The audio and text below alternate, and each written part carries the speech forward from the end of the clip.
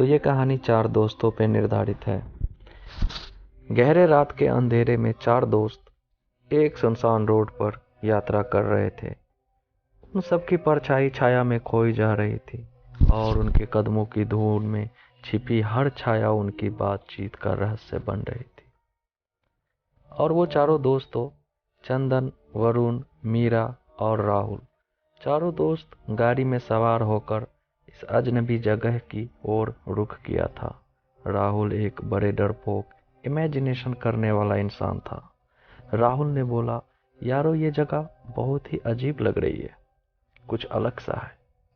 मीरा, जो हमेशा चुटकुलों में डूबी रहने वाली, हंसते हुए जवाब दी, राहुल तुम बहुत ही डरपोक हो रहे हो, ये सिर्फ एक रोड है। चंदन, जो हमेशा खोजने में रुचि रखता था, चंदन बोला, पर यारो मैंने सुना है कि इस इलाके में कई पुरानी कहानियां हैं जिनमें भूतों की चर्चा है।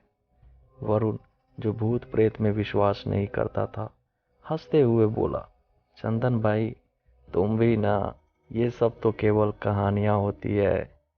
राहुल की नजरें चारों दिशाओं में घूम रही थी और वह धीरे से बोला, लेकिन यहाँ कुछ अजीब सा है दोस्तों, यह रात हमें कुछ नया और अनदेखा दिखा सकती है।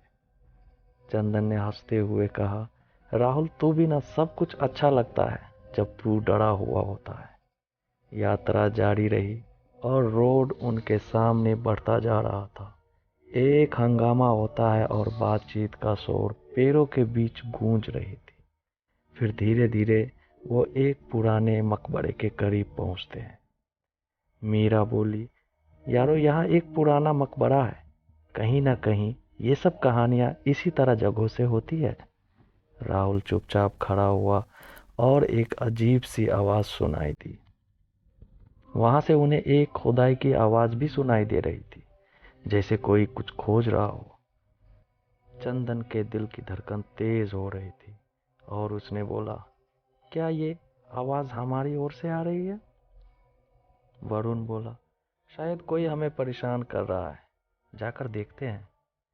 धीरे धीरे वो मकबरे की ओर बढ़ते हैं और वहां से एक पुराने कुएं की पहाड़ी नजर आती है। कुछ लोग वहां खुदाई कर रहे होते हैं, जैसे कोई चीज खोज रहे हो। मीरा हैरानी से बोली, ये क्या हो रहा है? यहाँ कोई हमारी तरह आया होगा?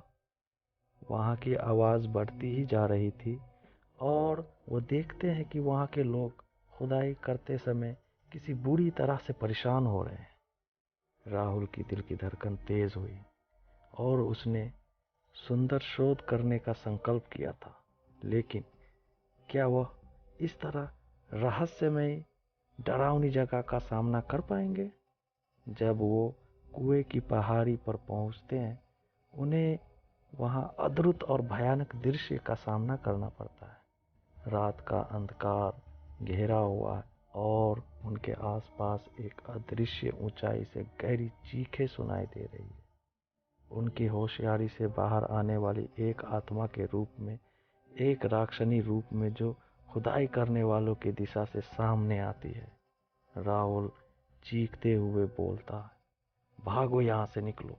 लेकिन राक्षसनी कानों में जोरों से हंसती हुई सुर्खियां देती हुई आगे बढ़ती है। वरुण ने अपने दोस्तों को गाड़ी में बुलाते हुए कहा, यह बहुत खतरनाक है, हमारे यहाँ से निकल जाना ही बेहतर होगा। चंदन, मीरा और राहुल जल्दी से गाड़ी में बैठते हुए और जल्दी से वहां से दूर निकलते हुए, गाड़ी चलाते हुए उन्हें अपने पीछे राक्षसनी की चीखें सुनाई देती है, लेकिन वह दूर जाने की कोशिश करते हुए भागा। वो राक्षसनी आसमान की ओर से हंसती हुई दिखाई देती है। मीरा कहती है, यह तो किसी और दुनिया की बात है, हमने जल्दी से यहाँ से बाहर निकलना चाहिए।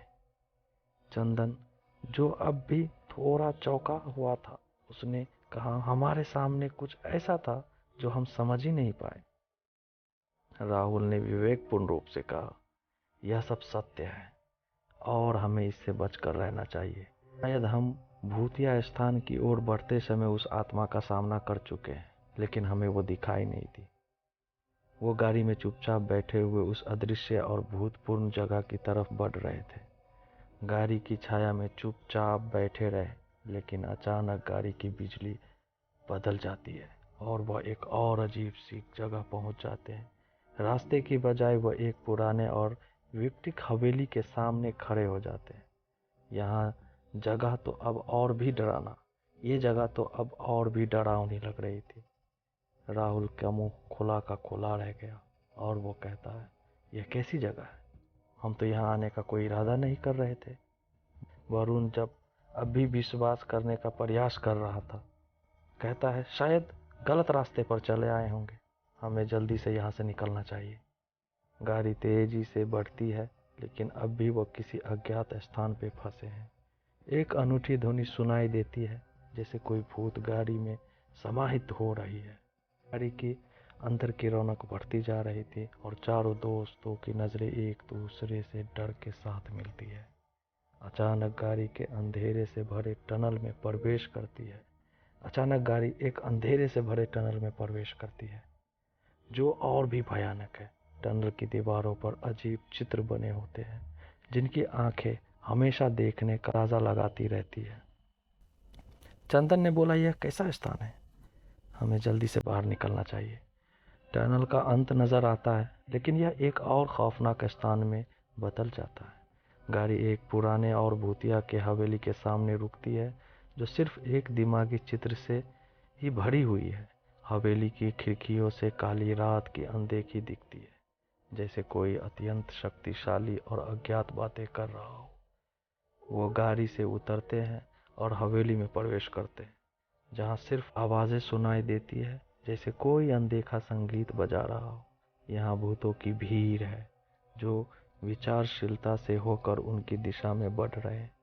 चंदन की होशियारी और मीरा की हंसी बीती रात की रोशनी में गायब हो जाती है और उन्हें लगता है कि कहीं और चले गए हैं। इसी अचानक यात्रा में फिर वो सब वहाँ देखते हैं। अंधेरी रातों में बस कुछ हवा सा सामने आता है और भयानक आवाज़ों से डराता, जैसे कि बिजली होने की आवाज़, जंगली जानवरों के रोने की आवाज़। कहते हैं ना, जब रात के अंधेरे में जब जानवरों जैसे कुत्ते बिल्ली रोया करते हैं, तो आफत आने की आवश्यकता होती है। हमें वही आफत महसूस हो रही थी, लेकिन दिखाई नहीं दे रहा था कुछ भी। हम सबके डर के मारे पसीने छूट रहे थे, धड़कनें तेज हो गई थी। हम सब एक दूसरे की ओर देखते और सोचते, अब शायद हम यहाँ से जिंदा वापस नहीं निकल पाएंगे। में राहुल को देखते हैं कि राहुल हवाओं में उड़ने लगा। वो खूब चिल्ला रहा था। बचते देखते राहुल की आवाज़ बदल गई एक भयानक सी आवाज़ में, और वो हंसने लगा जोर जोर से। कोई नहीं बचोगे, सबकी मौत पक्की है। मैंने कहा था मत जाओ, मुझे कुछ अच्छा महसूस नहीं हो रहा था। अब देखो मैं तुम लोगों का खून पीऊंगा। कहते हैं ना, जो डरता है आत्माएं पहले उसी पे हावी होती है। सारे दोस्त वो मंजर देख बहुत डरे हुए थे। राहुल की आवाज़ें गूंज रही थी। देखते ही देखते राहुल ज़मीन पे गिरा। सारे दोस्त उसके पास गए और उसे उठाने की कोशिश कर रहे थे। फिर कुछ देर बाद उसकी आंख खुली तो सब पूछा कि क्या हुआ, तुम क्यों चिल्ला रहे थे? क्या हुआ, पानी पानी हो गए हो तुम? बुरा सपना देखे हो क्या? हाँ जी दोस्तों, राहुल की आंख लगने की वजह से वो इमेजिनेशन करने लगा था। राहुल के डरपोक और आत्माओं के नाम से दहशने की वजह से उसकी आंख लग गई थी। डर के मारे और भूतों की कल्पना करने लगा था। दोस्तों, ये थी मेरी आज की कहानी।